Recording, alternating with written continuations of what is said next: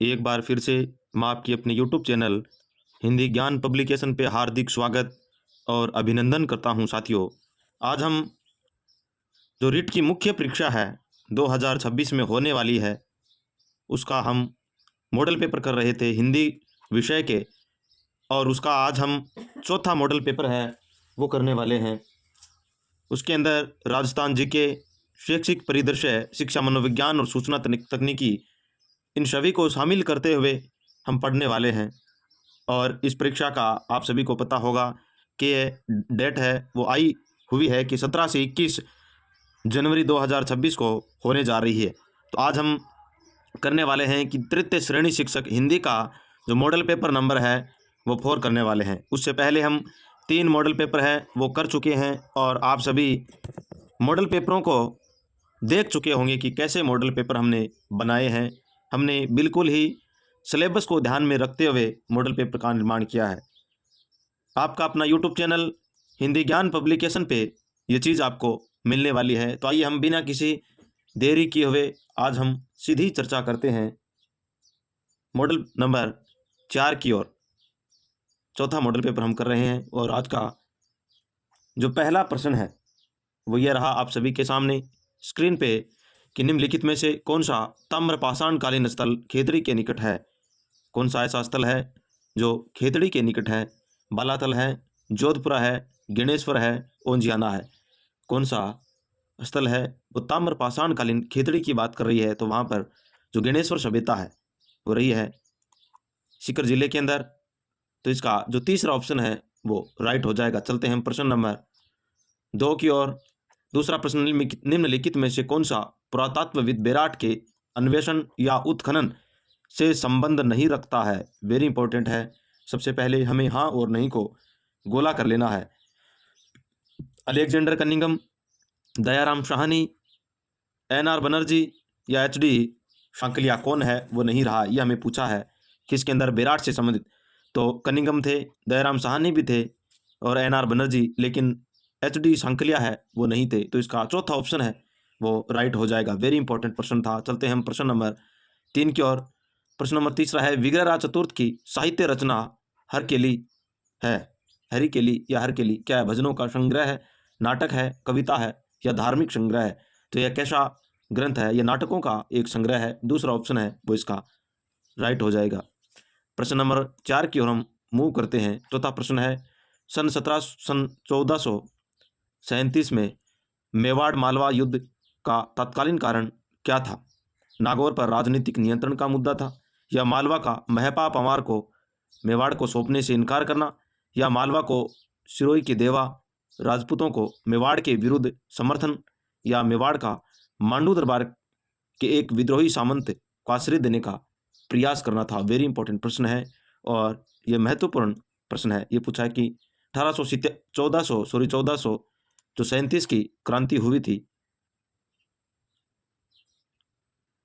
1437 के अंदर जो मालवा और मेवाड़ के अंदर तत्कालीन कारण क्या थे युद्ध के हो, तो ये मालवा का महपा पवार को जो मेवाड़ को देने से इनकार कर दिया था, वही इसका कारण रहा है। दूसरा ऑप्शन है वो इसका सही हो जाएगा। चलते हैं प्रश्न नंबर 5 की ओर। 5 नंबर का जो प्रश्न है, राजस्थान के निम्नलिखित शासकों में से 1576 में चंद्रसेन के दमन हेतु मुगल सेना के साथ भेजा गया था, यानी किसी मुगल सेना के साथ चंद्रसेन का दमन करने के लिए, और 1576 के अंदर किसको भेजा था ये पूछा है। मेवाड़ के जयमल को, मेड़ता के जयमल को, आमेर के मानसिंह को, या जैसलमेर के रायसिंह को, या बीकानेर के रायसिंह को? तो किसको भेजा था? तो बीकानेर का जो रायसिंह था उनको भेजा था।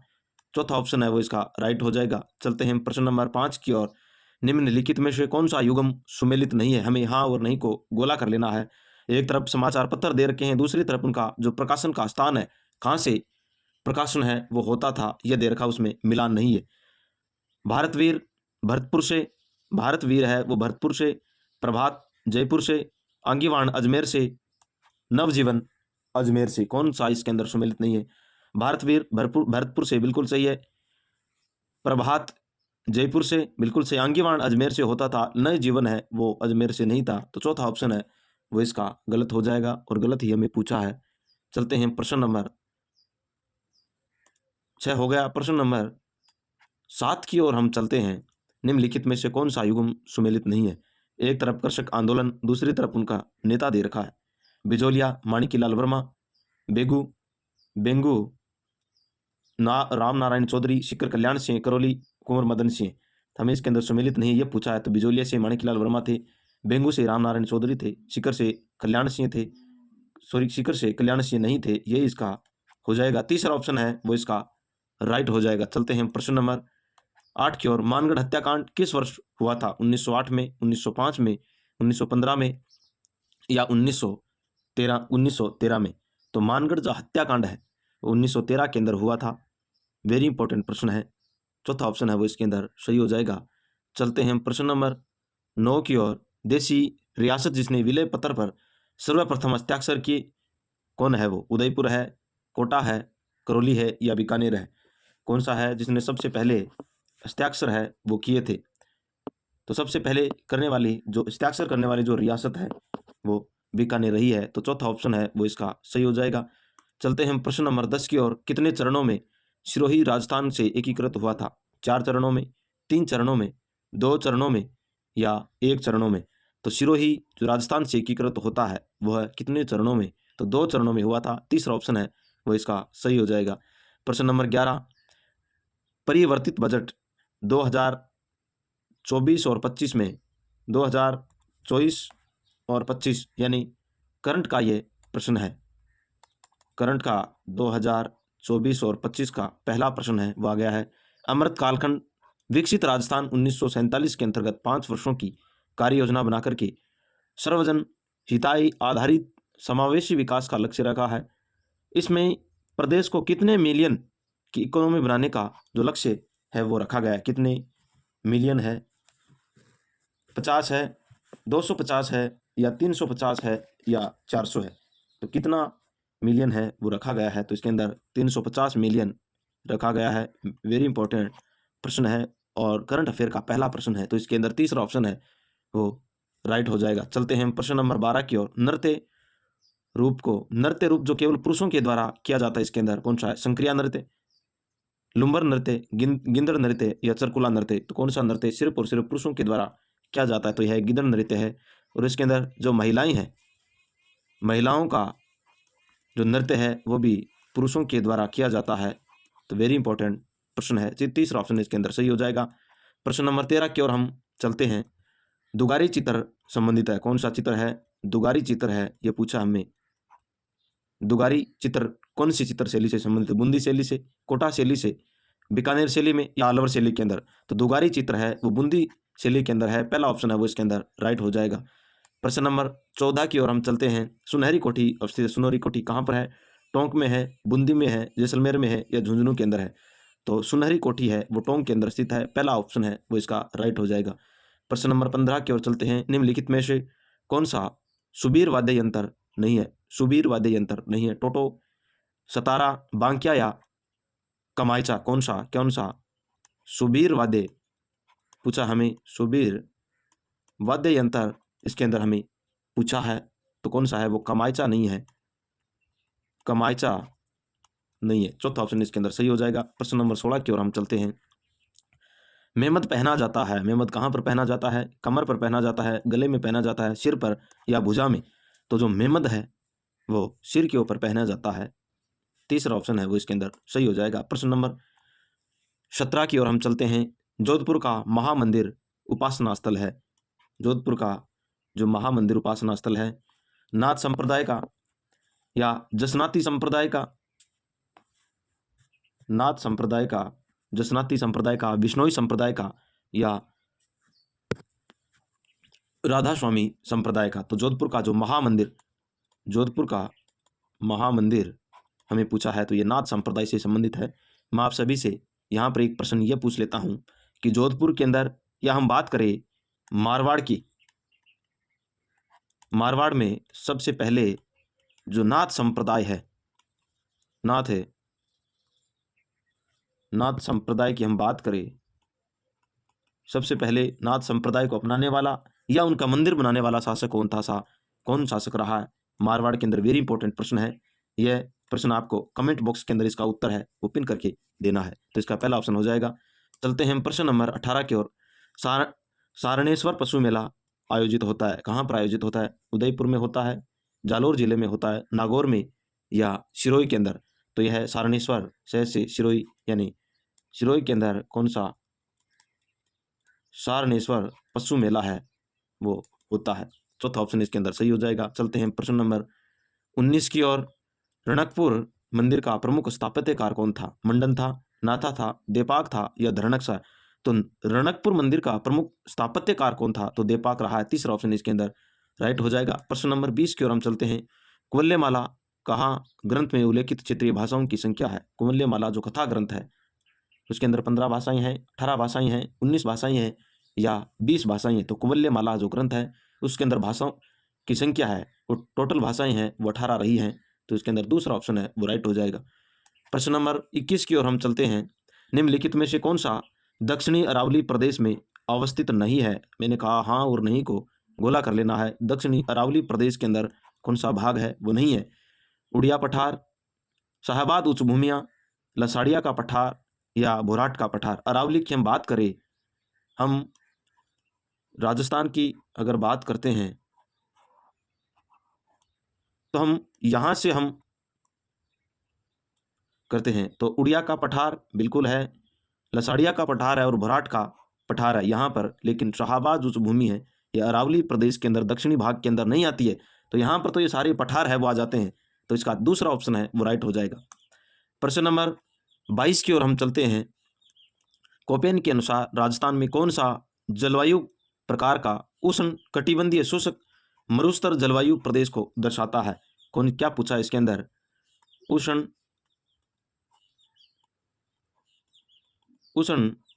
कटिबंधीय शुष्क जलवायु प्रदेश के बारे में ये पूछा। और कोपेन के अनुसार, किसके अनुसार? कोपेन के अनुसार पूछा है। तो AW, CWG, BSHW या BWHW उष्ण कटिबंधीय शुष्क मरुस्थलीय जलवायु है। तो यहाँ जो BWHW है ये इसके अंदर राइट हो जाएगा। चौथा ऑप्शन है वो सही हो जाएगा। प्रश्न नंबर 23 की ओर हम चलते हैं। वो ये रहा आप सभी के सामने। निम्नलिखित में से कौन सा कथन सही है? नीचे दिए गए कूटों में से सही उत्तर का चयन हमें करना है। पहला ऑप्शन है मिश्रित पतझड़ वन 250 सेंटीमीटर से 300 सेंटीमीटर की सेमी की अधिक वर्षा वाले क्षेत्रों में उगते हैं। मिश्रित पतझड़ वन नहीं, बिल्कुल गलत हो गया। कहाँ मिश्रित पतझड़ वन वाले हैं वो इतनी सेंटीमीटर की जरूरत नहीं है। राजस्थान में वन क्षेत्र 25% से अधिक भाग मिश्रित पतझड़ वनों के अंतर्गत आते हैं। बिल्कुल सही आते हैं। तीसरा ऑप्शन है धोक, शाल, बांस, खेर आदि पेड़ राजस्थान के मिश्रित पतझड़ के वन में पाए जाते हैं। यह भी सही है। इस प्रकार पहला ऑप्शन है वो तो गलत हो गया और दूसरा और तीसरा इसके अंदर सही है। तो दूसरा और तीसरा यानी चौथा ऑप्शन है वो इसके अंदर राइट हो जाएगा। चलते हैं हम प्रश्न नंबर 24 की ओर। निम्नलिखित में से लवणीय घृत नहीं है। यहाँ पर कौन सा लवणीय घृत नहीं है? डिडवाना, कायलाना, सुजानगढ़ और तालछापर। लवणीय घृत कहाँ पर नहीं है? तो यह कायलाना जो झील है वहाँ पर नहीं है। तो दूसरा ऑप्शन इसके अंदर राइट हो जाएगा। अब चलते हैं हम प्रश्न नंबर 25 की ओर। कौन सा सुमेलित नहीं है? खनिज और एक तरफ निक्षेप क्षेत्र यानी कहाँ पर हमें देखने को मिलते हैं? ताम्र अका वाली झुंझुनू बिल्कुल मिलते हैं। लोहा एस्टपुर बुनेरा पेटी भीलवाड़ा के अंदर, सीसा एवं जस्ता हनोतिया अजमेर के अंदर, मैगजीन शिवानी खेरिया झुंझुनू के अंदर कौन सा सुमेलित नहीं है यह पूछा है। तो लोहा एस्टपुर बुनेरा पेटी भीलवाड़ा के अंदर मिलता है, लेकिन सीसा और जस्ता हनोतिया अजमेर के अंदर नहीं मिलता, यह गलत हो गया। और मैग्नीज शिवानिया खेरिया बांसवाड़ा के अंदर मिलता है। इस प्रकार इसके अंदर जो तीसरा ऑप्शन है वो इसका राइट हो जाएगा। चलते हैं हम प्रश्न नंबर 26 की ओर। जनगणना 2011 के अनुसार राजस्थान में महिलाओं की साक्षरता न्यूनतम दर पाई जाती है कहाँ पर? बांसवाड़ा में, चूरू में, जालोर में या बाड़मेर के अंदर? कहाँ पर है वो न्यूनतम दर पाई जाती है? तो जालोर के अंदर पाई जाती है। तीसरा ऑप्शन है वो इसका राइट हो जाएगा। प्रश्न नंबर 27 की ओर हम चलते हैं। राजस्थान में बेर एवं खजूर अनुसंधान केंद्र स्थित है। कहाँ पर है? जयपुर में है। क्या पूछा है? बेर और खजूर अनुसंधान केंद्र जयपुर में, कोटा में, बीकानेर में। तो बीकानेर के अंदर स्थित है। चौथा ऑप्शन इसके अंदर सही हो जाएगा। प्रश्न नंबर 28 की ओर हम चलते हैं। निम्नलिखित को सुमेलित कीजिए और नीचे दिए गए कुटों में से सही उत्तर को चुनना है। एक तरफ सौर ऊर्जा प्लांट दे रखा है, उसके सामने हमें जिले का जो मिलान है वो करना है। खींवसर प्लांट, धुनिया प्लांट और अगोरिया प्लांट और मोकला प्लांट। तो खींवसर जो प्लांट है, खींवसर प्लांट नागौर के अंदर है। कहाँ पर है? खींवसर नागौर में। और दूसरा जो धुनिया प्लांट है वो जोधपुर के अंदर। धुनिया प्लांट कहाँ पर है? जोधपुर के अंदर है। अगोरिया प्लांट की हम बात करें तो यह बाड़मेर के अंदर स्थित है। अगोरिया प्लांट बाड़मेर में। और मोकला प्लांट है वो जैसलमेर के अंदर स्थित है। तो हमें सबसे पहले खींवसर नागौर कहाँ पर है? नागौर 2 में है। तो दूसरा हम पहले में 2, और धुनिया प्लांट है वो जोधपुर यानी 3 में। और उसके बाद 4 और 1 यानी 2 3 4 1 2 3, तो ये कट हो गया। 2 3 4 1 पहला ऑप्शन है वो इसके अंदर सही हो जाएगा। चलते हैं हम प्रश्न नंबर 19 की ओर। हमें मिलान करने वाला प्रश्न फिर से आ गया है। एक तरफ सिंचाई परियोजनाएं, दूसरी तरफ उनका जिला है वो दे रखा है कि कौन से में हमें मिलान है वो करना है। कहाँ पर? नर्मदा जो मैकाल है, कौन सी? नर्मदा केनाल की बात करें तो ये जालोर के अंदर स्थित है। कहाँ पर है? जालोर में। श्री हरिदेव जोशी केनाल की बात करें तो यह बांसवाड़ा के अंदर स्थित है। बांसवाड़ा में। पार्वती केन्या तंत्र ये धौलपुर के अंदर है। कहाँ पर है? धौलपुर में। और गालवा मुख्य सिंचाई परियोजना ये टोंक के अंदर स्थित है। कहाँ पर है? टोंक में। तो आप इनका जो मिलान है वो आप कर लीजिए। चलते हैं प्रश्न नंबर 30 की ओर। एक तरफ सिंचाई का प्रकार दे रखा है, दूसरी तरफ उनके जो जिले हैं वो दे रखे हैं। पहला सिंचाई और दूसरी तरफ है वो जिले हैं। तो हमें मिलान करना है। नहर है वो सबसे ज़्यादा नहरों की जो सिंचाई है वो गंगानगर के अंदर स्थित होती है। कहाँ पर होती है नहरों की? गंगानगर के अंदर। और नलकूप है इनकी जयपुर के अंदर। नलकूप की कहाँ पर होती है? जयपुर में। तालाब की हम बात करें तो ये भीलवाड़ा में। तालाब की भीलवाड़ा के अंदर। और झील है वो उदयपुर के अंदर है। अब इसका मिलान कर लो। गंगानगर, जयपुर, भीलवाड़ा, उदयपुर। वेरी इंपॉर्टेंट प्रश्न था वो हमने कर लिया। चलते हैं प्रश्न नंबर 31 की ओर। मार्च 2021 के अंतर्गत राजस्थान राज्य में सड़कों का घनत्व था, यह पूछा है। 85.40 किलोमीटर प्रति 100 वर्ग मीटर या 79.76 किलोमीटर प्रति 100 वर्ग मीटर। कहीं कहीं 80% भी हमें देखने को मिलता है। ये भी ध्यान रखना। 80.47 किलोमीटर प्रति 100 वर्ग किलोमीटर में 90.93 किलोमीटर प्रति 100 वर्ग मील के अंदर 2021 के अनुसार हमें यह प्रश्न पूछा गया है। तो यह 79.76 किलोमीटर प्रति 100 वर्ग मीटर, क्योंकि यह प्रश्न पूछा गया था पहले और वहाँ पर 79 नहीं था, 80 था, तो 80 माना गया था। इस तरीके से हमने ये भी आपके सामने रख दिया है। तो दूसरा ऑप्शन है वो इसके अंदर सही हो जाएगा। चलते हैं प्रश्न नंबर 32 की ओर। हमारा 32 नंबर का जो प्रश्न है, राजस्थान सूचना आयोग की स्थापना हुई थी अप्रैल 2009 को, जून 2004 को, अप्रैल 2006 को या मई 2008 को।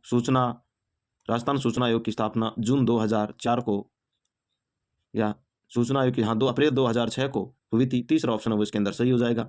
चलते हैं प्रश्न नंबर 32 कर लिया। अब हम चलते हैं प्रश्न नंबर 33 की ओर। बजट 2024-25 के बारे में सत्य कथन को हमें बताना है। करंट अफेयर का प्रश्न आया है। दूसरा प्रश्न करंट अफेयर का वेरी इंपॉर्टेंट प्रश्न, और 2024 और 25 क्योंकि नया हमें सिलेबस के हिसाब से अकॉर्डिंग पढ़ना है। State of the art ultra fitness centre Jaipur में स्थापित किया जाएगा। क्या किया जाएगा? बिल्कुल सही है, किया जाएगा। बजट 2024 और 25 में यह घोषणा हुई है। विधानसभा क्षेत्र में एक आयुष्मान मॉडल CHC स्थापित की जाएगी।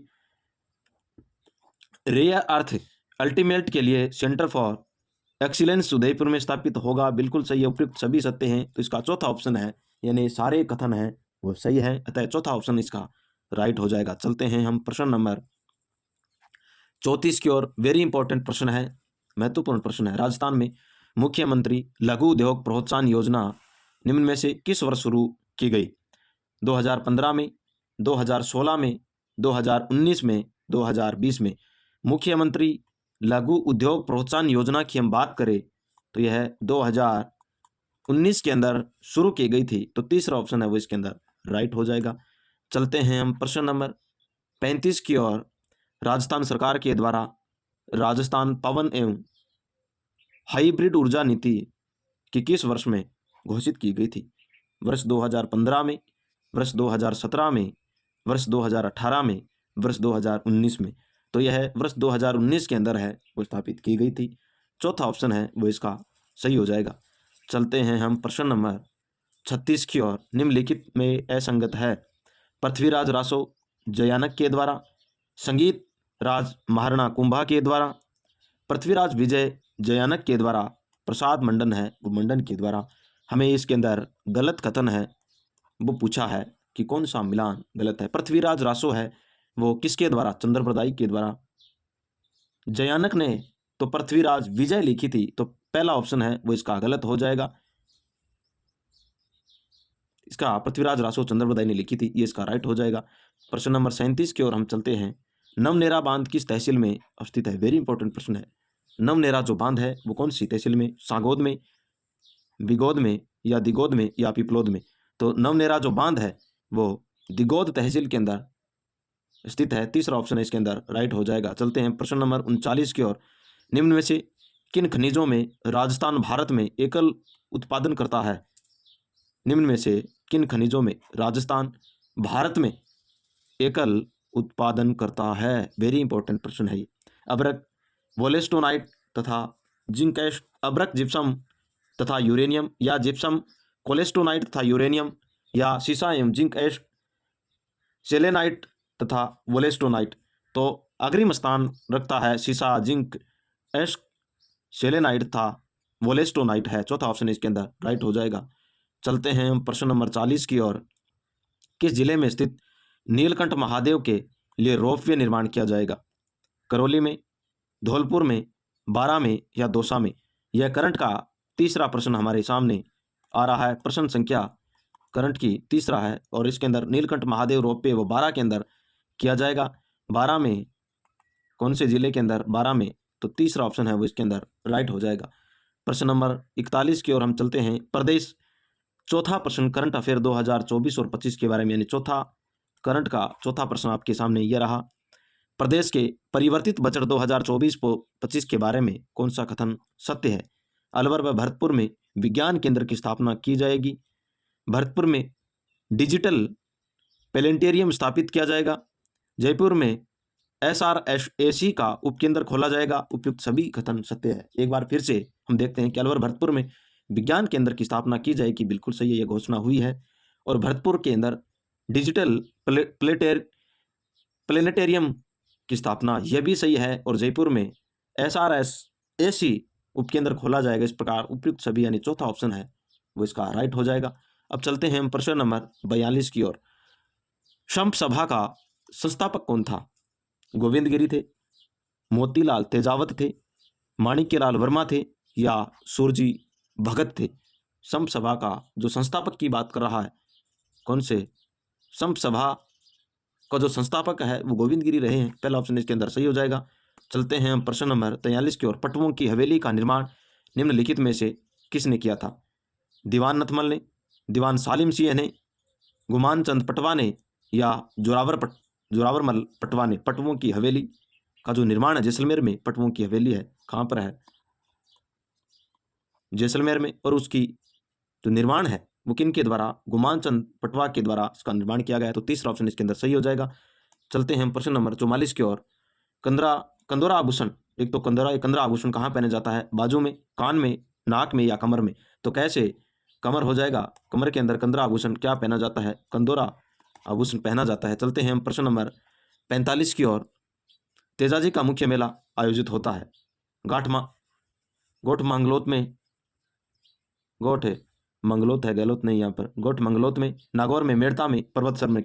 तो मुख्य मेला है वो पर्वतसर के अंदर होता है। चौथा ऑप्शन इसके अंदर सही हो जाएगा। प्रश्न नंबर 46 है, एनईपी यानी नेशनल एजुकेशन पॉलिसी 2020 के अनुसार ईसीसीई का पूर्ण रूप क्या है? प्राथमिक कक्षा में देखभाल करने वाले बच्चों की शिक्षा, बाल शिक्षा की प्राथमिक कक्षाएं, या बाल्य अवस्था की देखभाल के लिए शैक्षिक कक्षाएं, या बाल्य अवस्था की देखभाल और शिक्षा। वेरी इंपॉर्टेंट प्रश्न है और महत्वपूर्ण।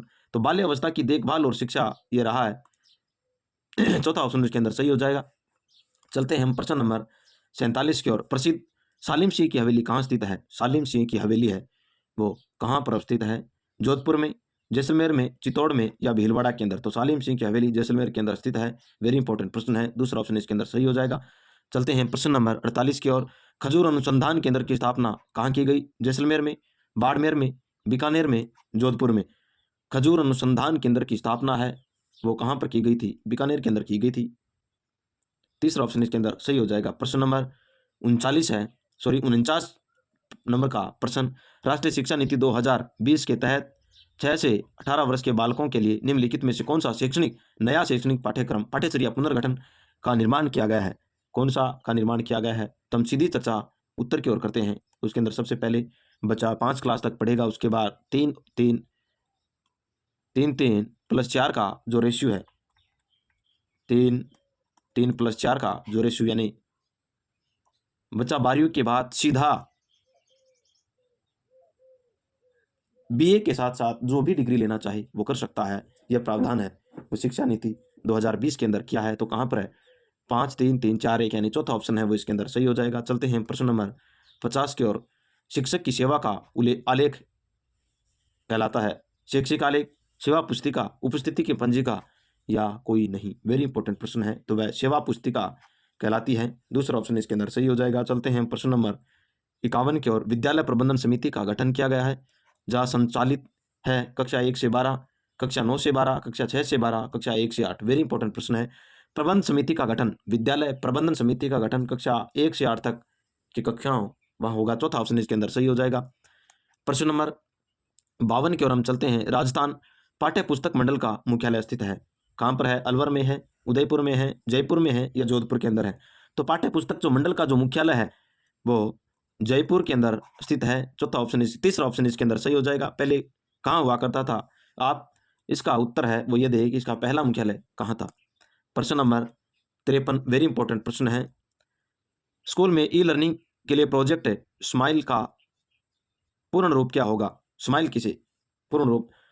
Social media interface for learning engagement, या social media interaction for learning achievement, social media interface for learning enhancement, social media interaction for learning engagement? तो स्माइल का क्या होगा? Social media interface for learning engagement, यह हो जाएगा, यानी पहला ऑप्शन है वो इसका राइट हो जाएगा। चलते हैं प्रश्न नंबर 54 की ओर। गोडाउन को राज्य पक्षी कब घोषित किया गया था? 1980 में, 1948 में, 1981 में, या 1950 के अंदर? कब घोषित है वो किया गया था? तो 1981 के अंदर इसको घोषित किया गया था। किसको? गोडावण को। तो इसका तीसरा ऑप्शन है वो राइट हो जाएगा। प्रश्न नंबर 55 है वो वेरी इंपॉर्टेंट प्रश्न है। वो यह है कि मुख्यमंत्री निःशुल्क दवा योजना राजस्थान में लागू की गई थी। कब लागू की गई थी मुख्यमंत्री निःशुल्क दवा योजना? 2 अक्टूबर 2012 को, 12 अक्टूबर 2011 को, 2 अप्रैल 2010 को, या 2 अक्टूबर 2011 को? तो मुख्यमंत्री निःशुल्क दवा योजना 2 अक्टूबर 2011 को लागू की गई थी। तो चौथा ऑप्शन है वो इसका सही हो जाएगा। चलते हैं प्रश्न नंबर 56 की ओर। वेरी इंपॉर्टेंट प्रश्न है। 20वीं जनगणना के अनुसार राज्य में देश के कुल पशुधन का कितना प्रतिशत है? 20वीं जो जनगणना है उसके अनुसार हमें पूछा है कितना है? 11.27%, 10.60%, 16.21%, 12.17%। तो 20वीं जनगणना के अनुसार 10.60 जो प्रतिशत है वो पशु जनगणना का रहा है। तो दूसरा ऑप्शन इसके अंदर सही हो जाएगा। प्रश्न नंबर 57 है। 5वां प्रश्न करंट का जो 5 प्रश्न हमने लिए हैं, ये 5वां प्रश्न आपके सामने ये रहा। वर्ष 2024-25 के लिए परिवर्तित या पारवर्तित बजट में राजकोषीय घाटा रहने का अनुमान है 25,758 करोड़, 11 लाख रुपए, 2,21,148 करोड़, 5 लाख रुपए, या 2,02,247 करोड़ 40 लाख रुपए या 70,009 करोड़ 47 लाख रुपए, यानी बजट के अंदर राजकोषीय घाटा तो 70,009 करोड़ 47 लाख रुपए है, वो ये रहने वाला है। तो चौथा ऑप्शन है वो इसके अंदर सही हो जाएगा। चलते हैं प्रश्न नंबर 58 की ओर। कौन से वर्ष में राजस्थान सौर नीति घोषित की गई थी? 2018 में, 2019 में, 2015 में या 2017 में? तो सौर ऊर्जा नीति है वो 2019 के अंदर घोषित की गई थी। तो दूसरा ऑप्शन है वो इसके अंदर राइट हो जाएगा।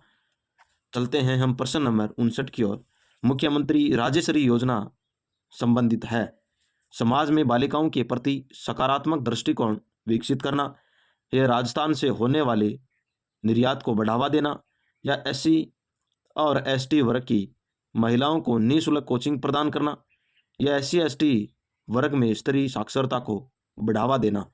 तो मुख्यमंत्री जो राजश्री योजना है उसका संबंध समाज में प्रत्येक बालिकाओं के प्रति सकारात्मक दृष्टिकोण विकसित करना रहा है। तो पहला ऑप्शन है वो इसका राइट हो जाएगा। अब हम चलते हैं प्रश्न नंबर 60 की ओर। राजस्थान बजट 2024-25 किस थीम पर पेश किया गया? विकसित राजस्थान, आपणो अग्रणी राजस्थान, या म्हारो राजस्थान, या अखंड राजस्थान? वेरी इंपॉर्टेंट प्रश्न है। तो आपणो अग्रणी राजस्थान है, दूसरा ऑप्शन है वो इसका राइट हो जाएगा। चलते हैं हम प्रश्न नंबर 61 की ओर। राजस्थान में लोकायुक्त के क्षेत्राधिकार में निम्न में से किसे सुमेलित नहीं किया जाता? किया गया है मंत्री को, मुख्यमंत्री को, या राजस्थान राज्य के अधिनियम के द्वारा स्थापित निगमों की सेवाओं के सदस्य को, या जिला प्रमुख व प्रधान को? किसे शामिल नहीं किया गया? तो मुख्यमंत्री को शामिल नहीं हुआ। दूसरा ऑप्शन है वो इसके अंदर सही हो जाएगा। चलते हैं हम प्रश्न नंबर 62 की ओर। बागड़ी बोली किस क्षेत्र में बोली जाती है? कोटा बूंदी झालावाड़ में, हनुमानगढ़ गंगानगर में, डूंगरपुर बांसवाड़ा में, सीकर झुंझुनू में? बागड़ी बोली है वो डूंगरपुर और बांसवाड़ा के अंदर है बोली जाती है। तो तीसरा ऑप्शन इसके अंदर सही हो जाएगा। चलते हैं प्रश्न नंबर 63 की ओर। हमीर रासो किस भाषा का ग्रंथ है? डिंगल भाषा का है, पिंगल भाषा का है, हिंदी का है, या संस्कृत भाषा का? हमीर रासो पिंगल भाषा का ग्रंथ है वो रहा है कौन सी? पिंगल भाषा का ग्रंथ। तो दूसरा ऑप्शन वो इसके अंदर सही हो जाएगा। प्रश्न नंबर 64 की ओर हम चलते हैं। राजस्थान के किस जिले को राष्ट्रीय जल पुरस्कार से सम्मानित किया गया है? डूंगरपुर को, बांसवाड़ा को, प्रतापगढ़ को, या उदयपुर को? निम्नलिखित में से बात कर रहा हूं किसे राष्ट्रीय जल पुरस्कार से सम्मानित किया गया है? कौन सा जो जिला है? तो उसे बांसवाड़ा को सम्मानित किया गया है। बीच में मैं आप सभी को बता देता हूं कि आपका अपना यूट्यूब चैनल हिंदी ज्ञान पब्लिकेशन है जिसपे हम REET mains Hindi model paper कर रहे हैं। इनके बाद हम जैसे ही 10 मॉडल पेपर आपके हिंदी के किसके, अगर हम 10 मॉडल पेपर हिंदी जो भाषा है या विषय है इसके हम कर लेते हैं, तो इसके बाद हम टोटल हम हिंदी के 20 मॉडल पेपर हम करवाने वाले हैं। 10 होते ही हम 10 यानी उसके बाद हम एक हिंदी और एक हम आप सभी के लिए सामाजिक अध्ययन की हम बात करें या सामाजिक विज्ञान की हम बात करें तो उसके 10 मॉडल पेपर हम करवाने वाले हैं। तो टोटल दोनों को मिला करके 30 मॉडल पेपर हम मॉडल पेपर है वो आपकी अपनी यूट्यूब चैनल जिसका नाम हिंदी ज्ञान पब्लिकेशन है इसके ऊपर हम करवाने वाले हैं। तो आप जितने भी सदस्य हैं देख रहे हैं वो सभी आपके इस चैनल को शेयर करना है, लाइक करना है और अपने दोस्तों के पास लिंक को भेजना है। हम हमारे जो रिजल्ट देखने के बाद हम ऐसा बोल रहे हैं, पहले नहीं बोला। तो अब हम चलते हैं अगले प्रश्न की ओर। प्रश्न नंबर 65 है। नीति आयोग के द्वारा जारी निर्यात तत्परता सूचकांक 2021 की श्रेणी में राजस्थान देश में कौन से स्थान पर रहा था? 12वां स्थान, 11वें स्थान पे, 10वें स्थान पे या 9वें स्थान पे? कौन से स्थान पे रहा यह पूछा है, तो 11वें स्थान पर रहा है। दूसरा ऑप्शन इसका सही हो जाएगा। चलते हैं हम प्रश्न नंबर 66 की ओर। खिसरा व्यवस्था के दौरान सामाजिकरण का सबसे अधिक शक्तिशाली कारक है घर है, धर्म है, विद्यालय है या समूह है साथी, किशोरावस्था की बात कर रहे हैं तो इसके अंदर समूह साथी समूह है या समूह साथी होता है, तो चौथा ऑप्शन इसके अंदर सही हो जाएगा। चलते हैं प्रश्न नंबर 67 की ओर। सामाजिक विकास से संबंधित किस चरण में व्यक्ति, समूह, समाज और राष्ट्र के बेहतर हित में अपने हितों को त्याग सकता है? उत्तर बाल्य व्यवस्था, किशोरावस्था, प्रौढ़ावस्था या वृद्धावस्था? तो उसके अंदर किशोरावस्था के अंदर आता है, तो दूसरा ऑप्शन है वो राइट हो जाएगा। प्रश्न नंबर 68 है, निम्नलिखित में से कौन सा बुद्धि व्यक्ति की आयु के साथ अभिवृद्धि होने से नहीं रुक सकती? शैक्षिक बुद्धि, स्थानगत बुद्धि, वाचिक बुद्धि या भावात्मक बुद्धि? कौन सी आयु के साथ, वेरी इंपॉर्टेंट, अभिवृद्धि के साथ? तो ये भावात्मक बुद्धि है, वो कम नहीं होती है, रुकती नहीं है, तो चौथा ऑप्शन है वो इसके अंदर सही हो जाएगा। चलते हैं प्रश्न नंबर 69 की ओर। बुद्धि के द्वितत्व सिद्धांत के अनुसार व्यक्ति की बुद्धि का विशिष्ट तत्व है, जन्मजात होता है, अर्जित किया जा सकता है, सभी बुद्धिमान व्यक्तियों में समान रूप से पाया जाता है, या इनमें से कोई नहीं? द्वितत्व की बात कर रहा है बुद्धि के अंदर।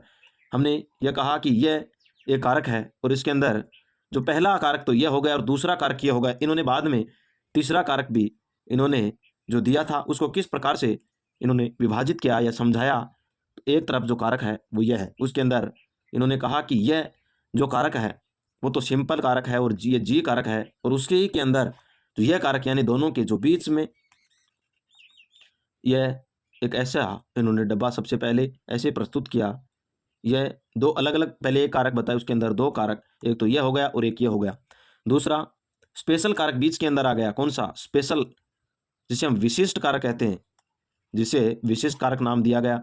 तो जी और एस और ये के विशिष्ट कारक था, तो इसके अंदर जो बुद्धि का विशिष्ट कारक की बात हो रही है, तो यह एक क्या होता है? अर्जित किया जा सकता है। वेरी इंपॉर्टेंट प्रश्न है। तो चलते हैं हम प्रश्न नंबर 70 की ओर। मैंने अधिक्रम का कौन सा प्रकार प्रस्तुत अनुबंधन से संबंधित है?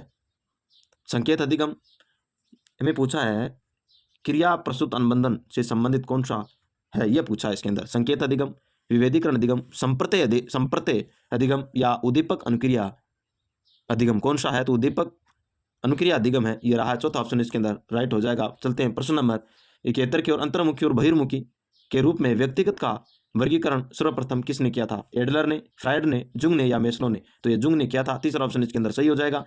प्रश्न नंबर 72 है, जब प्रयोज्य और उत्तरदाता एक हैं और एक ही व्यक्ति होता है तब इस उपकरण को क्या कहा जाता है? समाज आलेख, आत्मनिष्ठ परीक्षण, निर्धारण मापनी या अभिवर्ती मापनी? क्या कहलाता है? अभिवर्ती मापनी कहलाता है। वेरी इंपॉर्टेंट प्रश्न है, महत्वपूर्ण प्रश्न है। चलते हैं प्रश्न नंबर 73 की ओर। किशोर अपराध में कारकों में शामिल होता है।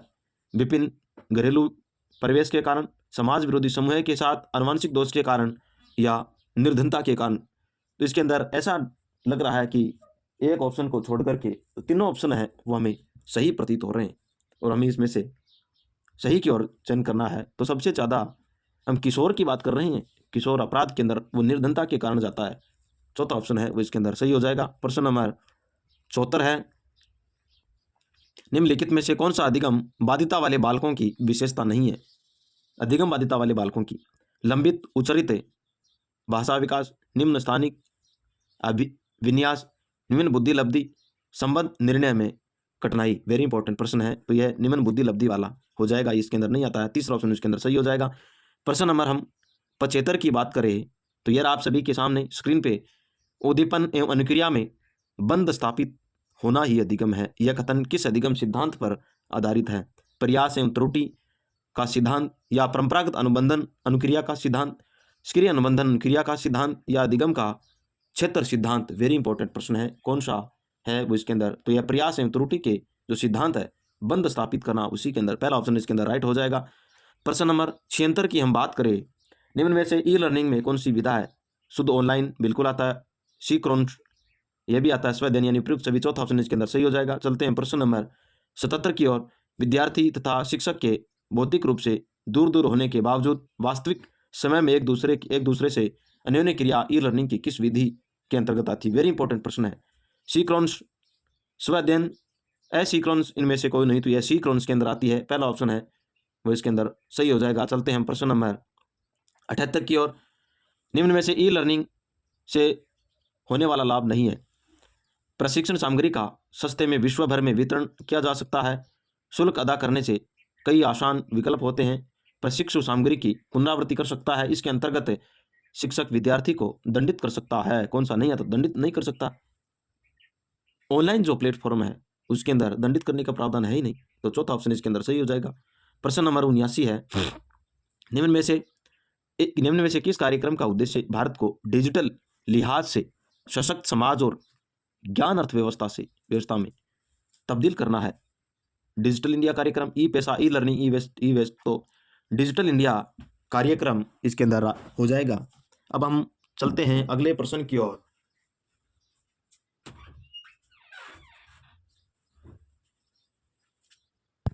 अगला प्रश्न यह रहा आप सभी के सामने स्क्रीन पे, यह है कि डिजिटल इंडिया का वजन निम्न में से किस प्रमुख क्षेत्र पर केंद्रित है? वेरी इंपॉर्टेंट प्रश्न है। हर नागरिक के लिए उपयोगिता के तौर पर डिजिटल ढांचा, बिल्कुल सही है, होना चाहिए। मांग पर संचालन एवं सेवाएं, यह भी सही है। नागरिकों का डिजिटल सशक्तिकरण होना चाहिए, यह भी सही है। उपयुक्त सभी यानी अतः चौथा ऑप्शन है उपयुक्त सभी है वो सही हो जाएगा। चलते हैं हम प्रश्न नंबर 81 की ओर।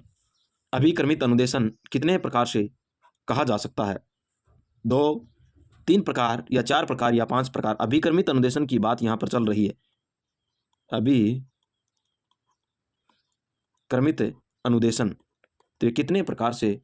तो ये 2 प्रकार से दिया जा सकता है। पहला ऑप्शन इसके अंदर सही हो जाएगा। चलते हैं प्रश्न नंबर 82 की ओर।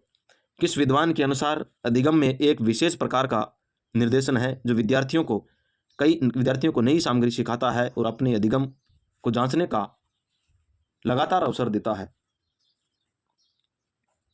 प्रोफेसर रूस के अनुसार, बर्ट के अनुसार, बेलार्ड के अनुसार, फ्रोबेल के अनुसार? तो यह प्रोफेसर रूस के अनुसार पहला ऑप्शन है वो इसके अंदर सही हो जाएगा। प्रश्न नंबर 83 है, व्यक्तिगत अनुवर्ग शिक्षण अधिगम उपयोगी है छोटे बालकों के लिए, बड़े बालकों के लिए, वयस्कों के लिए या वृद्धों के लिए? तो यह छोटे बालकों के लिए है, पहला ऑप्शन इसके अंदर सही हो जाएगा। चलते हैं हम प्रश्न नंबर 84 की ओर। वाचक के द्वारा अशुद्ध उच्चारित ध्वनियों की त्रुटियां पकड़ सके, उनका शुद्ध रूप निर्धारित करते हुए उनके प्रभाव से बच सके, यह कौन सी योग्यता है? सुनने की योग्यता, लिखने की योग्यता, पढ़ने की योग्यता और समझने की योग्यता। उच्चारित ध्वनियों और त्रुटियों को पकड़ सके यानी सुनकर के हम पकड़ेंगे तो सुनने की योग्यता का विकास शुद्ध रूप से निर्धारित, तो क्या हो जाएगा? पहला ऑप्शन है वो इसके अंदर सही हो जाएगा। चलते हैं प्रश्न नंबर 85 की ओर। वाद विवाद से बालक पर प्रभाव पड़ता है, अध्ययन पर, चिंतन पर, मनन पर? उपयुक्त सभी। वाद विवाद से अध्ययन पर पड़ता है, चिंतन पर पड़ता है, मनन के ऊपर पड़ता है, इस प्रकार तीनों सही है। तो चौथा ऑप्शन है उपयुक्त सभी वाला वो इसका राइट हो जाएगा। चलते हैं हम प्रश्न नंबर 86 की ओर। कविता में किन तत्वों का सम्मिश्रण होता है? भाव का, कल्पना का, बुद्धि का? उपयुक्त सभी का। कविता के अंदर पूछा है हमें और वेरी इंपॉर्टेंट प्रश्न है। कल्पना, बुद्धि, कविता के अंदर भाव का होता ही है, तत्वों का मिश्रण होता है, भाव का होता है, कल्पना का होता है, बुद्धि का होता है। कहानी कल्पना के ऊपर होती है लेकिन कविता भावों के ऊपर होती है, तो पहला ऑप्शन है वो इसके अंदर राइट हो जाएगा। इसके अंदर उपयुक्त सभी वाला नहीं होगा क्योंकि कल्पना है वो कहानी होती है, कहानी के माध्यम से कल्पना ही होती है, तो इसके अंदर भाव से कविता हो जाएगा। अगला प्रश्न है, गद्य और पद्य में पहला अंतर क्या होता है? कारकों का, व्यंजकों का, छंदोविद्यता का या संधि का? गद्य और जो पद्य है उसके अंदर छंदोविद्या का अंतर होता है, तीसरा ऑप्शन इसके अंदर सही हो जाएगा। प्रश्न नंबर 88 है, देखो और कहो विधि किसके अंतर्गत आती है? वार्ता शिक्षा के अंदर, वाचन शिक्षा के अंदर, वाक्य प्रयोग या रचना के अंदर? देखो और कहो विधि है वो किसके अंदर आती है? तो वाचन शिक्षा के अंदर आती है, दूसरा ऑप्शन इसके अंदर राइट हो जाएगा। प्रश्न नंबर 89 है, वाक्य के प्रकार हैं स्वर वाचन, सस्वर वाचन, मौन वाचन, अध्ययन, ये सभी वाक्य के प्रकार। अध्ययन होता ही है, मौन वाचन होता है, इस प्रकार ये सभी है, चौथा ऑप्शन इसका राइट हो जाएगा। प्रश्न नंबर 90 है, छोटी कक्षाओं में किस तरह का वाचन लाभदायक होता है? एकांत वाचन, सरल वाचन, सामूहिक वाचन या सुंदर वाचन? तो छोटी कक्षाओं के अंदर है वो कौन सा वाचन वेरी इंपॉर्टेंट रहता है? ये पूछा है तो सामूहिक वाचन होना चाहिए ताकि उनके बच्चों के अंदर जिज्ञासा है वो बढ़ती जाए, तो तीसरा ऑप्शन इसके अंदर सही हो जाएगा। चलते हैं प्रश्न नंबर 91 की ओर। असंगत विकल्प कौन सा? हमें इसके अंदर गलत कथन क्या करना है? गलत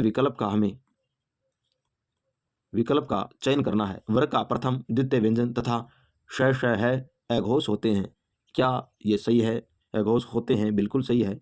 वर्ग का तीसरा, चौथा और पंचम वर्ण तथा यर लव और सभी स्वर सघोष होते हैं, यानी ये तो 13 होते हैं और 13 का उल्टा ये होते हैं 31, तो ये भी सही है। वर्ग का प्रथम, तृतीय और पंचम वर्ण तथा यर लव सभी स्वर अल्प प्राण होते हैं, ये भी सही है, बिल्कुल सही है। वर्ग का दूसरा, चौथा अंतस्थ वर्ण महाप्राण होते हैं, नहीं नहीं, ये इसका गलत हो गया। इस प्रकार चौथा ऑप्शन है वो इसके अंदर राइट हो जाएगा। प्रश्न नंबर 92 की ओर हम चलते हैं। उत्पत्ति के आधार पर शब्द के कितने भेद होते हैं? 3 होते हैं, 4 होते हैं, 6 होते हैं या 5 होते हैं?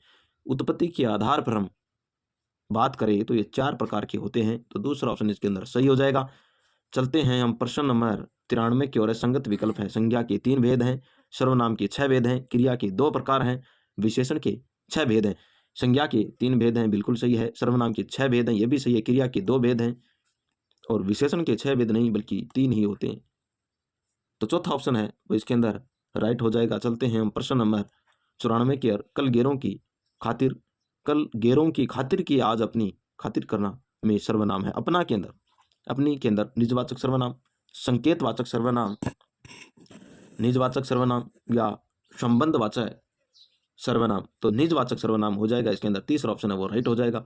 चलते हैं हम प्रश्न नंबर 95 की ओर। जयपुरी रजाइयाँ पूरे भारत में प्रसिद्ध है। वाक्य में विशेषण है। जयपुरी भारत और रजाइयाँ प्रसिद्ध, जयपुरी रजाइयाँ इसके अंदर विशेषण पूछा है तो जयपुरी हो जाएगा। पहला ऑप्शन है वो इसके अंदर राइट हो जाएगा। चलते हैं हम प्रश्न नंबर 96 की ओर। वह अचानक चला गया वाक्य में है परिमाण बोधक क्रिया विशेषण, काल बोधक क्रिया विशेषण, रीति बोधक क्रिया विशेषण या स्थान बोधक क्रिया विशेषण।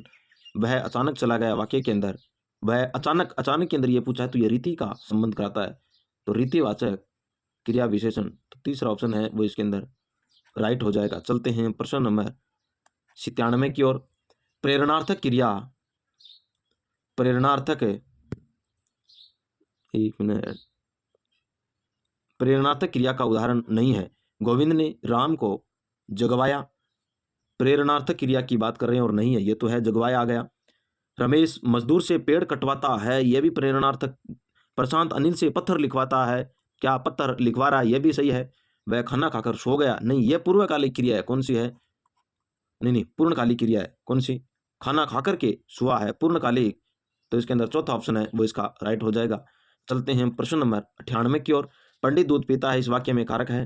पंडित दूध पीता है, करण कारक, कर्म या कारण, संप्रदान या संबंध, कर्ता या कर्म, कर्ता व पदान, तो पंडित दूध पीकर सिर्फ कर्ता और कर्म आया है, तो तीसरा ऑप्शन इसके अंदर सही हो जाएगा। चलते हैं प्रश्न नंबर 99 की ओर। स्त्रीलिंग शब्द है, क्या स्त्रीलिंग शब्द है? सलाद है, शनक है, सारस है या सलाम है? स्त्रीलिंग शब्द की हम बात करें तो यह सनक रहा है, दूसरा ऑप्शन इसके अंदर सही हो जाएगा। प्रश्न नंबर 100 की हम बात करें। निम्नलिखित में से बहुवचन शब्द नहीं है। स्त्रीजन, बात, गुड़ियाँ, गुड़ियों या प्रत्येक, कौन सा है वो बहुवचन नहीं है? प्रत्येक व्यक्ति। निम्नलिखित में से बहुवचन स्त्रीजन, बात और गुड़ियों, प्रत्येक किसके अंदर नहीं आएगा? प्रत्येक भाई हर व्यक्ति के लिए आ रहा है, तो ये इसका राइट हो जाएगा। चौथा ऑप्शन इसके अंदर सही हो जाएगा। प्रश्न नंबर 101 है। देश राज सफल हो जाएगा यदि वह मेहनत करेगा, तो कौन सा काल प्रयुक्त हुआ है इसके अंदर? हो जाएगा और करेगा तो आने वाले समय की बात कर रही है। हेतुमंद, हेतुमंद भूतकाल, पूर्ण भूतकाल, संभाव्य भविष्य काल, हेतुमंद भविष्य काल, तो हेतुमंद भविष्य काल की चर्चा हो रही है इसके अंदर आगे आने वाले समय में, और क्या कर रही है? आशा की जा रही है, पुख्ता नहीं है, तो चौथा ऑप्शन इसके अंदर राइट हो जाएगा। प्रश्न नंबर 102 की ओर हम चलते हैं। निम्न में से किस वाच्य में या तो कर्ता का लोप होता है या कर्ण कारक, एक मिनट, या तो कर्ता का लोप होता है या कर्ण कारक विभक्ति के साथ प्रयोग में लाया जाता है? भाववाच्य, कर्तृवाच्य, कर्मवाच्य, भाववाच्य और कर्मवाच्य, तो भाववाच्य और कर्मवाच्य इसके अंदर आता है, चौथा ऑप्शन इसके अंदर सही हो जाएगा। चलते हैं हम प्रश्न नंबर 103 की ओर। निम्नलिखित में से गलत संधि विच्छेद है, इनमें कौन सा है वो गलत संधि विच्छेद है? वांगी वर्ग वाकी, वाणिक वर्ग वाइक प्लस वर्ग, ये तो सही है भाई। उच्छेद उत प्लस छेद, उच्छेद उत प्लस छेद, उच्छेद हो जाएगा, बिल्कुल सही है।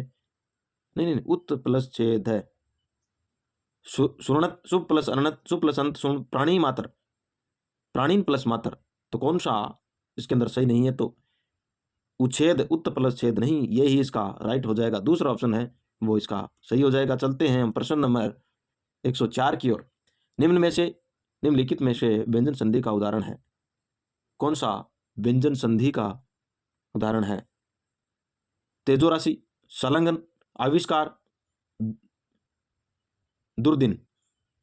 तो संलग्न है, सत प्लस लंघन, दूसरा ऑप्शन इसका सही हो जाएगा। प्रश्न नंबर 105 है, वेरी इंपॉर्टेंट प्रश्न है। किस विकल्प के सभी शब्द कर्मधारय समास में निर्मित? कर्मधारय, कर्म की प्रधानता। घृतानंद, छायातरु, पर्णशाला, चंद्रमुख। महालक्ष्मी, भूत प्रेत, भूत प्रेम, काली मिर्च, लाल पीला। महाजन, खुशबू, जीव जंतु, सुंदरलाल। निडर, पूर्वरातर, खड़ी बोली, ऊंच नीच। तो इसके अंदर कर्म की महान, खुशबू, जीव जंतु, ये तीसरा ऑप्शन है इसके अंदर। तो महाजन, महान है जो जन, खुशबू, जीव जंतु, सुंदरलाल, ये इसका सही हो जाएगा। यानी तीसरा ऑप्शन है वो राइट हो जाएगा। प्रश्न नंबर 106 की ओर चलते हैं। किस शब्द में समास का सही प्रयोग हुआ है? राम कृष्ण, बहुव्रीहि समास, राम और कृष्ण नहीं, द्वंद्व समास। यमुना तट, यमुना के तट, कर्ण तत्पुरुष समास नहीं, ये भी गलत है। भला मानस, द्विगु समास नहीं हो सकता, कर्मधारय समास होगा। कनकलता, कर्मधारय कनक की लता, यह सही है इसके अंदर। चौथा ऑप्शन इसके अंदर सही हो जाएगा। प्रश्न नंबर 107 है, निम्न में से किस शब्द में सम उपसर्ग का प्रयोग है वो नहीं हुआ है? समाचार, संतोष, समन्वय और सम्मान, कौन से के अंदर नहीं हुआ है? सम्मान इसके अंदर मूल शब्द है, इसके अंदर सम है, इसके अंदर सम है, और इसके अंदर सम प्लस आचार है, समाचार। देखिए हम इसका एक बार फिर से देख लेते हैं। इसमें तो सम प्लस आचार, और इसमें सम प्लस तोषमान, इसमें सम प्लस अन्वय, और इसमें यह समान है, वो मूल शब्द है। चलते हैं हम प्रश्न नंबर 108 की ओर। गवैया किस प्रत्यय का शुद्ध रूप है? कर्तृवाचक का, कर्मवाचक, कर्मवाचक कृत प्रत्यय का, कर्णवाचक कृत प्रत्यय का, भाववाचक कृत प्रत्यय का। तो जो गवैया है वो कृत वाचक का प्रयोग हुआ है, पहला ऑप्शन इसके अंदर सही हो जाएगा। प्रश्न नंबर 109 है, निम्नलिखित में से किस समूह के सभी शब्द पर्यायवाची है? वेरी इंपॉर्टेंट प्रश्न है।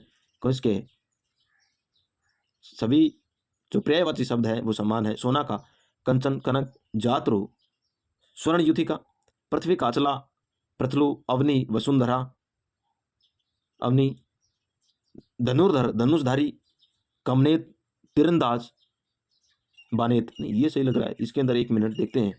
निर्झर, निर्झरणी, झरना, प्रताप, चश्मा। तो इसके अंदर धनुर्धर वाला इसके अंदर सही है, यानी तीसरा ऑप्शन है वो राइट हो जाएगा। चलते हैं हम प्रश्न नंबर 110 की ओर। सूची 1 को सूची 2 से हमें क्या करना है? मिलान करना है। रमा, चतुर, बादल और ईर्ष्या, वेरी इंपॉर्टेंट प्रश्न है। और कैसा प्रश्न है? रमा है उसे हमें मिलान करना है। तो सिंधु माता को कहते हैं, चंचला को कहते हैं, क्षीरोद तन्या को कहते हैं, यानी इसके अंदर पहले के अंदर 4 आएगा, यानी चौथा आ जाएगा। चतुर, चतुर के अंदर हम निपुण की बात करते हैं। सबसे पहले बहुत ही निपुण है, विज्ञ है, ज्ञान जानकार है, नागर है। तो नागर है, जानकार है, यानी पहला ऑप्शन है वो इसके अंदर सही हो जाएगा। नहीं, पहला हो जाएगा इसके अंदर, पहला। और उसके बाद बादल की हम बात करें तो निरद वारिद वाला ही दूसरा ऑप्शन इसके अंदर है ही। तो 4 1 2 बच गया, 3 ईर्ष्या, रसक मत से और दा है 3, यानी 4 1 2 3, 4 1 2 3, चौथा ऑप्शन इसके अंदर सही हो जाएगा। चलते हैं प्रश्न नंबर 111 की ओर। इनमें से किस विकल्प में विलोम शब्द है वो नहीं है? उचित, अनुचित, उपकार, अपकार, उपकार, आरोह है, अवरोह है, विज्ञ, अविज्ञ।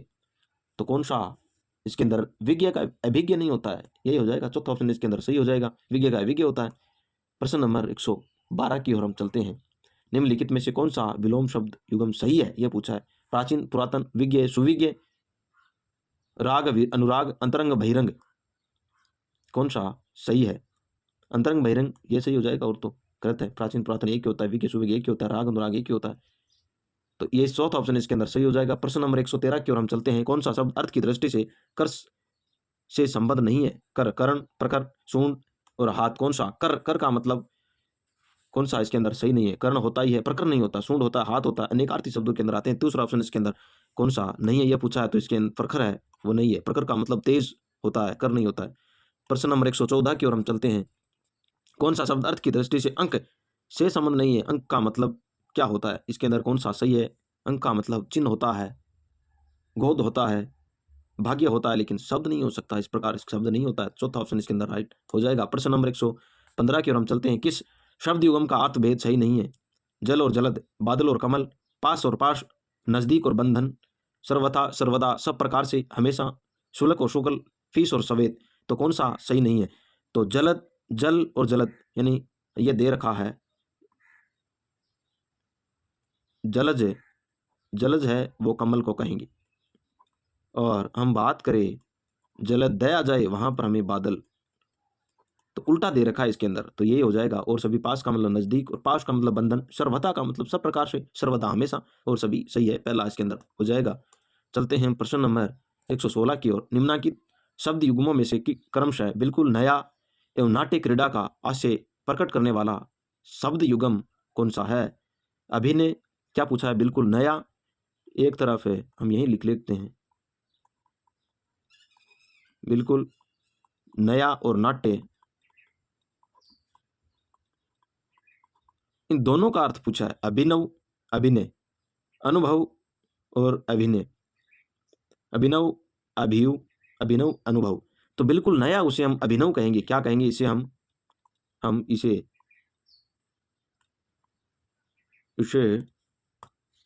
हम अभिनव कहेंगे, अभिनव। और जो नाट्य क्रीड़ा है इसे हम अभिनय कहेंगे।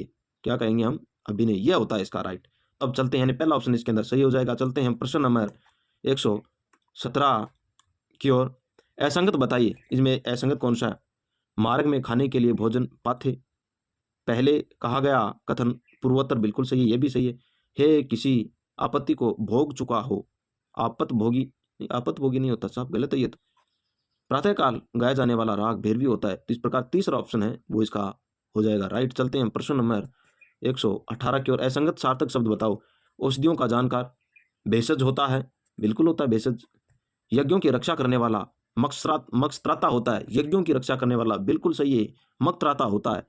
दिल खोलकर कहना, रोमांचित नहीं होता है, नहीं नहीं नहीं नहीं, यही होगा इसका गलत, यह गलत हो गया। और जो विचार लिख गए हो उसे लिपिबंद, ये भी सही। इस प्रकार तीसरा ऑप्शन है वो इसका राइट हो जाएगा। चलते हैं प्रश्न नंबर 119 की ओर। मेरा छोटा भाई प्रशांत धार्मिक पुस्तकें अधिक पढ़ता है। इस वाक्य में विधेय का विस्तार है। छोटा भाई, देखिए मेरा जो छोटा भाई यहाँ तक, और मेरा जो प्रशांत भाई पुस्तकें, मेरा, एक मिनट, मेरा छोटा भाई यहाँ तक आ जाएगा, और प्रशांत धार्मिक पुस्तकें अधिक पढ़ता है, यहाँ तक आ जाएगा एक। तो हमें पूछा है, विधेय पूछा है, छोटा भाई धार्मिक पुस्तकें, मेरा प्रशांत भाई या पढ़ता है, मेरा प्रशांत भाई, ये विधेय धार्मिक पुस्तकें अधिक पढ़ता है, दूसरा ऑप्शन है वो इसके अंदर सही हो जाएगा। चलते हैं हम प्रश्न नंबर 120 की ओर। निम्न में से क्रिया विशेषण उपवाक्य है। मेरे पास एक गुड़िया है जो नाचती है। मेरी इच्छा है कि मैं एक उपन्यास लिखूं। जब बारिश है, यहाँ पर जब बारिश हो रही थी तब मैं घर में था। कविता ने कहा कि सुनीता ने शादी कर ली। जब और तब, जहां जब और तब आए वहां पर क्रिया विशेषण होते हैं, और की से जुड़ा हुआ वाक्य क्या होता है, विशेषण वाक्य, संज्ञा, आश्रित वाक्य, इस प्रकार के अलग अलग। तो तीसरा ऑप्शन इसके अंदर सही हो जाएगा। चलते हैं प्रश्न नंबर 121 की ओर। इनमें से किस विकल्प में सभी शब्द शुद्ध हैं। द्वंद्व, मिठाइयाँ, श्रृंखला। देखिए श्रृंखला शब्द है, कौन सा जो शब्द है वो शुद्ध है, ये इसके अंदर पूछा है। द्वंद्व, मिठाइयाँ, श्रृंखला, द्वंद्व, मिठाइयाँ, श्रृंखला, द्वंद्व, मिठाइयों और श्रृंखला। तो इसके अंदर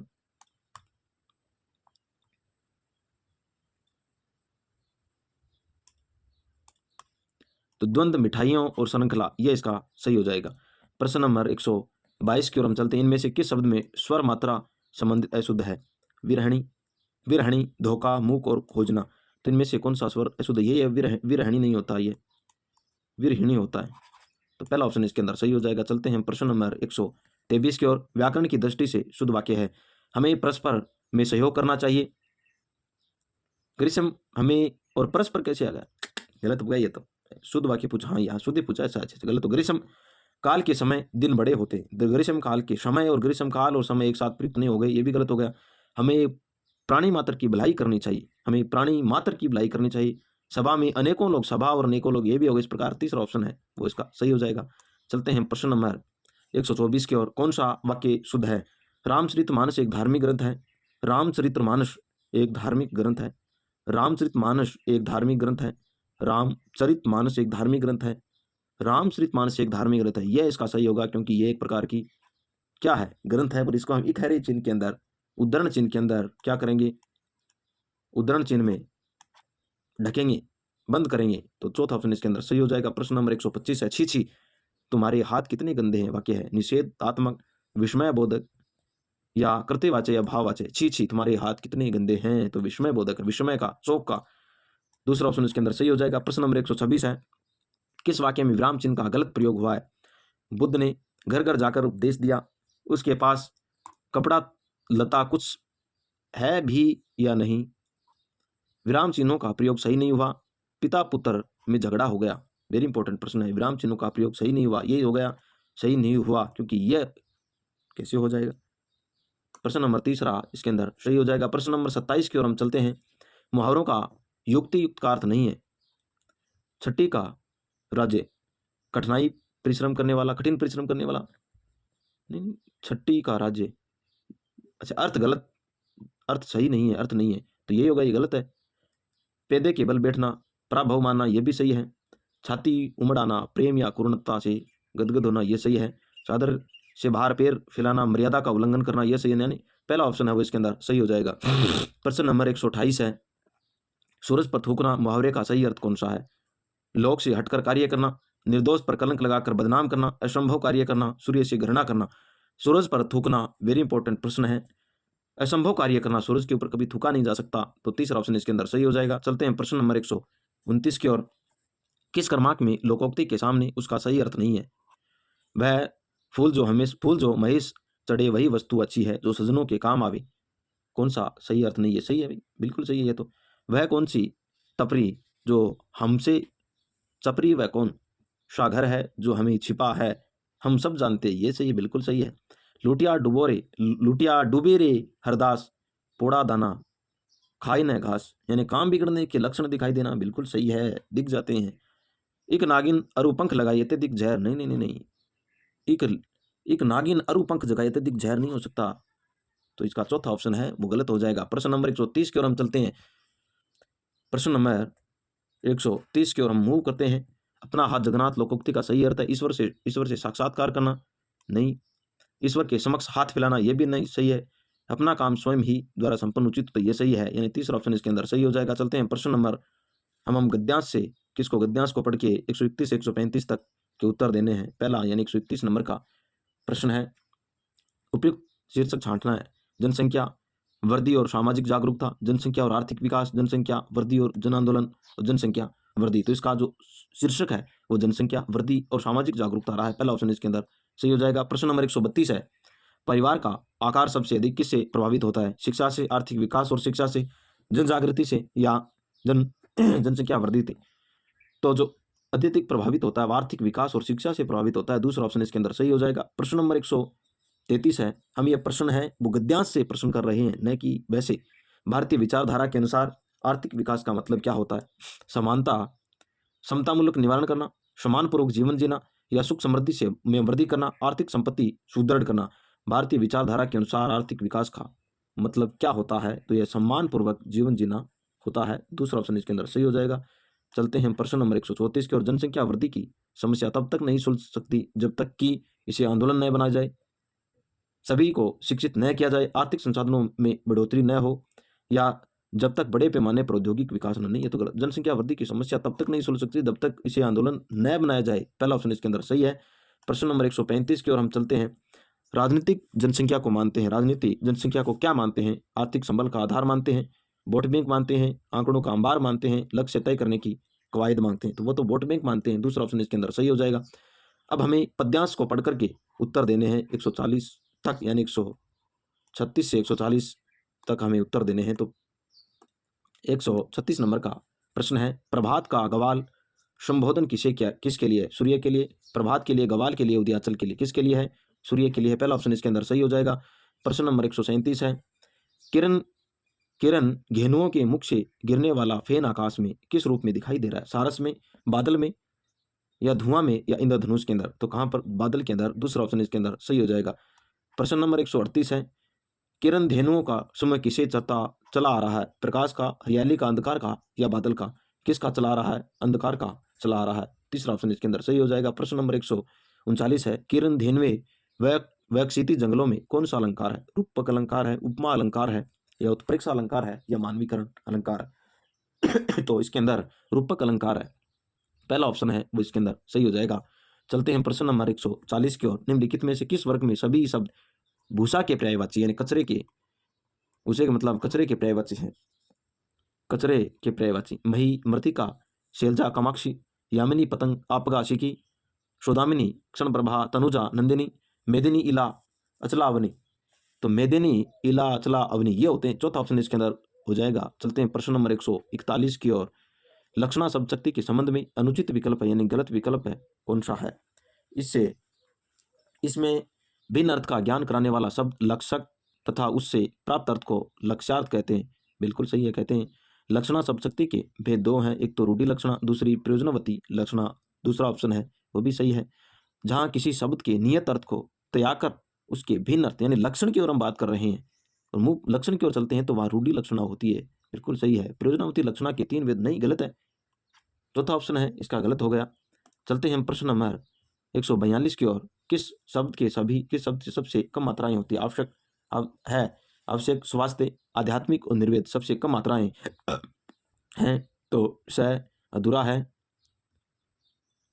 और वह प्लस ए जुड़ा तो यानी एक एक, स अधूरा है, थ अधूरा है, यह है प्लस ए है, 1 2 इस प्रकार 3 4 मात्राएं। तो दूसरा ऑप्शन इसके अंदर सही हो जाएगा। प्रश्न नंबर 143 है, 3 मात्राएं हैं उसके अंदर, कौन सी? वह की है, ए की है और 2 ये 3 मात्राएं हैं। चलते हैं प्रश्न नंबर। आगत स्वर कौन सा? ओ है, ए है, आ है, या ये है? आगत स्वर है वो यह है, या है। तीसरा ऑप्शन इसके अंदर सही हो जाएगा। प्रश्न नंबर 144 है, निम्नलिखित में से स्त्रीलिंग शब्द नहीं है? जानू, मृत्यु, चटनी और सोना। सोना बिक रहा है, यह सोना बिक रही है, सोना बिक रहा है। चौथा ऑप्शन ये क्या? पुरुषवाचक सर्वनाम और सभी क्या स्त्रीलिंग हैं, स्त्रीवाचक हैं। चलते हैं हम, ये इसका चौथा ऑप्शन हो जाएगा। प्रश्न नंबर 145 की ओर हम चलते हैं। निम्नलिखित में से पुल्लिंग शब्द नहीं है। अब पुल्लिंग शब्द नहीं है। गीत गाए जा रहे हैं, गीत है वो गा रही हैं। क्रोध किया जा रहा है, आयु, तुम्हारी आयु कितनी है? आंसू बहुत आ गए।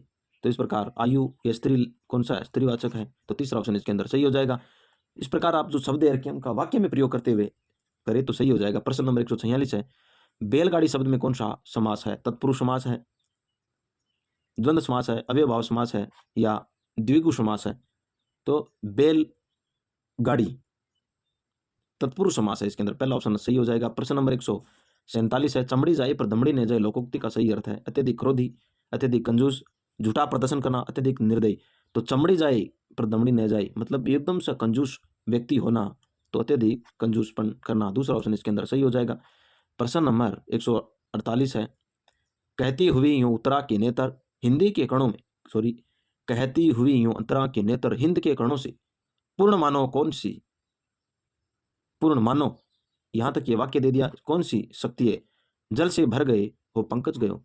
अच्छा, ये तभी मैं देख रहा हूं ऐसे कैसे हो गया भाई, ये पंक्ति ऊपर नीचे हुई है। यह है कि कहती हुई यूं उत्तरा के नेत्र हिंद के कणों से पूर्ण मानो जल से भर गए हो गए पंकज नए।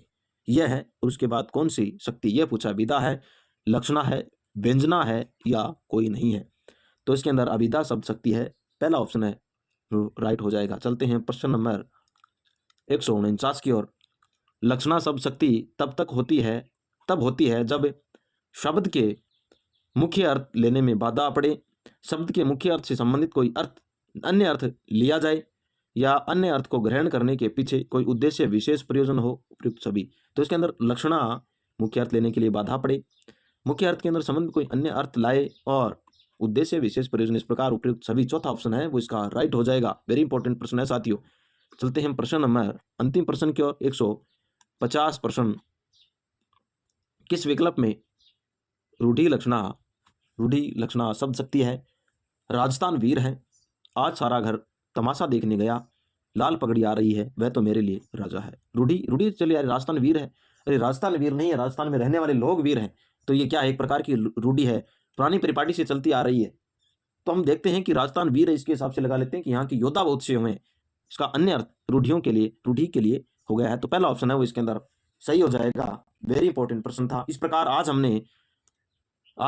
हमने कौन सा चौथा जो मॉडल पेपर है वो हमने कंप्लीट कर लिया। चौथा जो मॉडल पेपर है वो हमने कर लिया है साथियों।